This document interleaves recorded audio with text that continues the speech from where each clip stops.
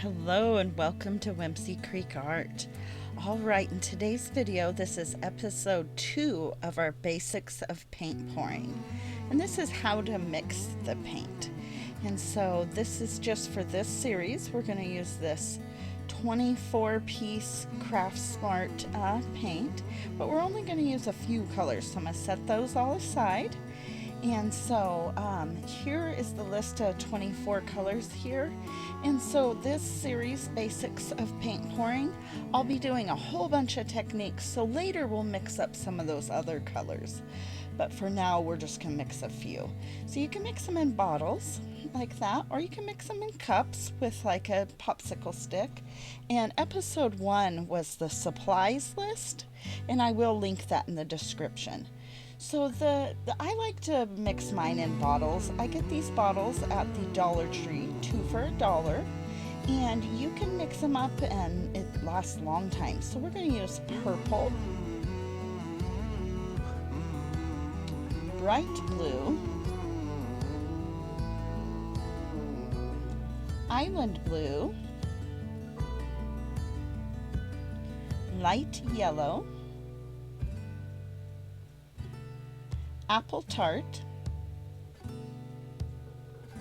and the navy. And we're also going to mix a little bit of that titanium white up. And so you can mix them in the cups or you can mix them in the bottles. First, we're going to go ahead and mix them up in the cups, and I'm going to use the whole 2-ounce bottle. So a 2-ounce bottle is about a quarter cup. I just eyeball things. A lot of people will measure it out, they'll weigh it out. I just eyeball it. But the 2-ounce bottle is about a quarter cup. And then I use Flotrol. And so for this whole series, we're going to use Flotrol. Alright, so we're going to put the purple in the bottle. I'm going to go ahead and mix most of these in the cup, only because it's easiest to show you the consistency in the cup. But I prefer a bottle. But these bottles that are from the Dollar Tree, the craft paints, the 2-ounce craft paints, you can just turn those over and they just sit there and you can just let them drain out. And so we'll set that aside and let that drain out. And now I'm going to go ahead and pour out some of these other colors. So you can see these craft paints are pretty thin. They're great for beginners. I actually still use them even to this day. I mean, you don't have to be a beginner. You can be an advanced paint pourer and use them. But they are really, really good for beginners because they mix up super easily. And my only thing is I would stay away from the white craft paints. The kind of a little bit more expensive craft paints like Americana and a few of those whites are okay. I do use the gloss white of the apple barrel, but not just the regular one. So you see how that one was a little separated? You just give that a little shake. That's okay, no big deal. And so I'm pouring out each of these bottles, and I'm pouring out the whole 2-ounce bottle here. But I just go ahead and pour those out, eyeball it, and then we'll go ahead and add our Flotrol and mix those up here in a minute. But this is the episode 2 of the Basics of Paint Pouring series that I'm doing. And so episode 3 will have a little bit more of like techniques, and we'll get into a little bit more of all those details. Episode 3 will actually be the dirty pour, and so I'll do several dirty pours and show you some tips and tricks on the dirty pour, in which I have done a live stream series where I did all this. I went through the supplies, I went through mixing paint, each technique. So I will link in the description that live stream series if you would like to watch that. That was just full of tips and tricks. So we are going to use this Liquitex Basics White for this series we're doing. Now this is a little bit thicker. So the paint in like the The craft paint is what we call it, is a little bit thinner. Now the Liquitex Basics is a little bit thicker, so I'll show you mixing that up here in a few. But you need to add a little bit of water once it's all mixed up, but it's easier to add the water once you've already mixed the Flotrol in. So we're going to get about the same amount as we have, about 2 ounces of this white as well, and you can see it's much thicker. Like, you can actually see it doesn't just pull in the bottom of the cup like the other colors. But alright, so you just get a popsicle sticks, and that's what's kind of nice about the bottles, is you don't need any popsicle sticks because you just shake those once you've added your Flotrol. And I do use the US Flotrol. And the bottles will last about 8 to 10 months. It kind of depends on how cold they've got or how hot they've got. The fluctuation of temperatures will kind of change how long they'll last in the bottles. I don't usually put silicone in the bottles when I mix them. So alright, we've got a gallon of Flotrol. Now, a couple of things for Flotrol. Give it a good shake when you're going to go to use it. And when I first buy Flotrol, I strain it. I have an empty bottle of Flotrol and I strain it into the nice clean empty bottle of Flotrol, and I just use pantyhose. You can get pantyhose at the Dollar Tree. So alright, we have 2 ounce a bottle of paint, and so that's about 1/4 of a cup, and then we're going to add 3 parts Flotrol, and I just eyeball it, and we're going to, in the cups and in the bottle, all the colors are going to mix just exactly the same, and except for the white because it's a little bit thicker, but we'll get to that. So essentially my recipe is 1 part paint to 3 parts Flotrol, or you could say 2 ounces of paint to 6 ounces of Flotrol, or you could say it 1/4 cup of paint to 3/4 cup of Flotrol. So whatever way it's easier for you to understand. Some people understand it a little bit easier being 1 part paint, 3 parts Flotrol. Some people want it in the weight, 2 ounces of paint to 6 ounces of Flotrol. And then some people want to hear it in the measurement, like 1/4 cup of paint to 3/4 cup of Flotrol. Those are all the same thing, but it's just saying it in a different way. Whatever's easiest for you to understand.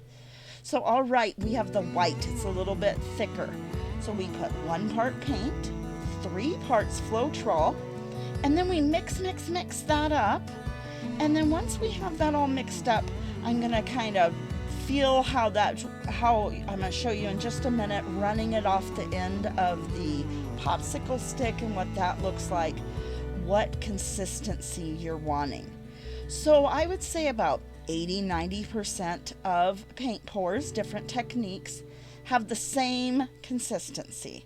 Now there are just a few techniques that have a little bit thinner consistency, and there's a few techniques that have a little bit thicker consistency.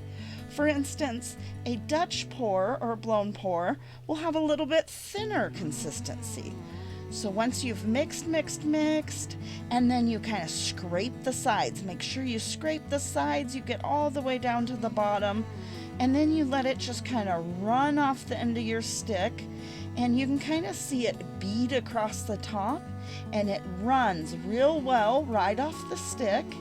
And then it also it doesn't sit on like a bead across the top, but you can kind of see for just a moment it bead across the top there, and then it sinks down level.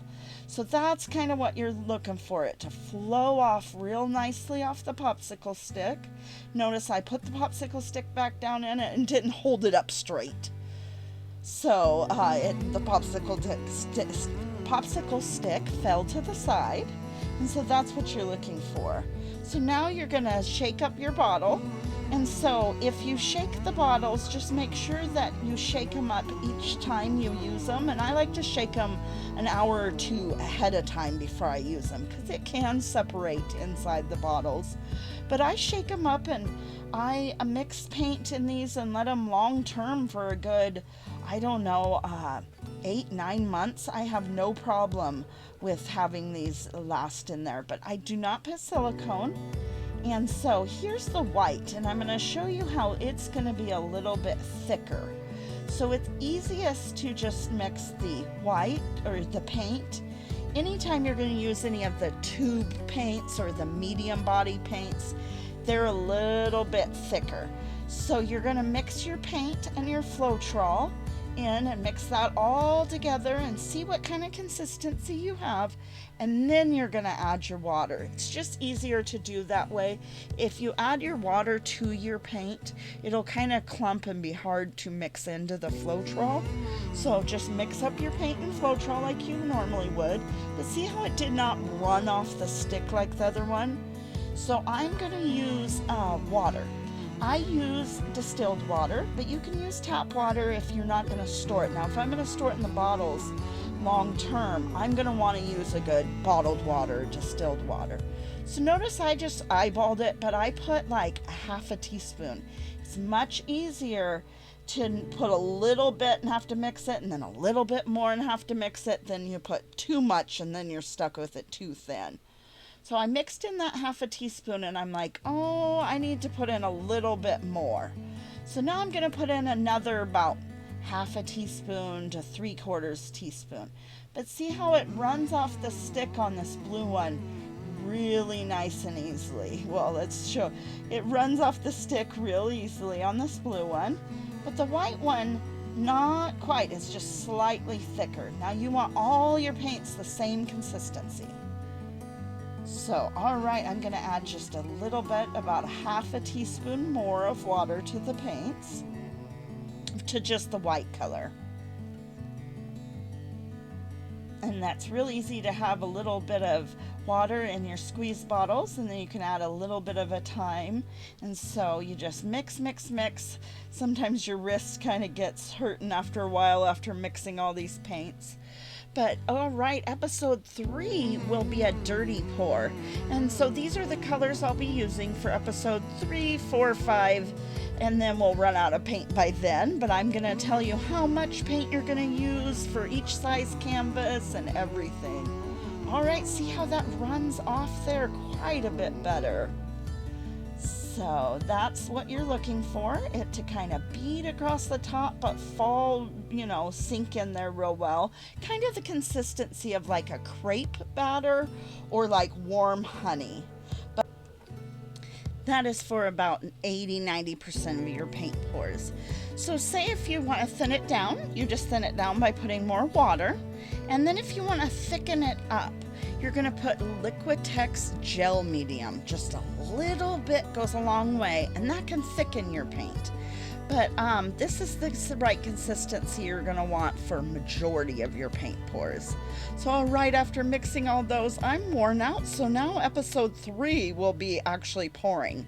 So what I'm going to do is I'm going to take this Glad press and seal, and I'm going to cut it into small little squares, and then I'm going to store these paints overnight. And then tomorrow's episode will be a dirty pour, but that'll keep them nice and fresh. You'll just have to give them a quick mix once you're ready to pour.